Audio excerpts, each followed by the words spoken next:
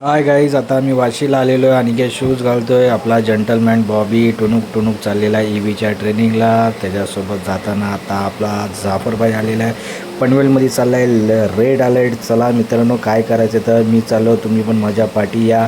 मग आम्ही विचार केला नाश्ता काहीतरी करूया. अभिजित बोलतो माझ्याकडे एक आयडिया आहे, तिथे आपण नाश्ता करायला जाऊ. मी म्हणाला अमरला जाऊ. मग त्याच्या पाठी गेलो आम्ही. पाठी जाताना आम्ही मस्त की माझ्यासोबत एक गोंडसचं बाल होतं, ते तुम्ही बघू शकता. टुणूक टुणूक चालत माझ्या पाठी येत होतं.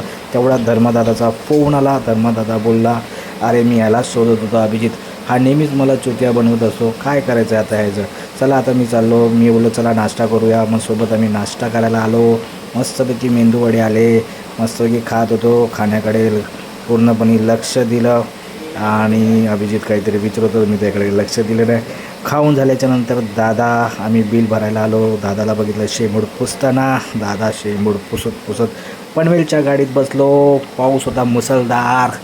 सर काय ऐकत नाही. सर बोलतात आज करूया काहीतरी. आम्ही म्हणालो सर चला जाऊ कुठेतरी. आलो मग आम्ही कॅफेला. मागितला सूप, मागितला शोरमा आणि आता आलं आपलं राईस. मस्तपैकी आम्ही ताव हाणला. एकदम भारी वाटलं. आणि सरांनी सूप सूर करून पिला. तिथे दिसला आम्हाला चीन कोरियाचा चिनी माणूस. त्याला आम्ही भेटलो, बघितलं. मस्तपैकी आम्ही खाल्ल्याच्या नंतर आता आम्ही मस्तपैकी बघितलं. बडीशेप चरा चावली आणि केस जरा सेट केले. मग विचार केला घरी जाऊ.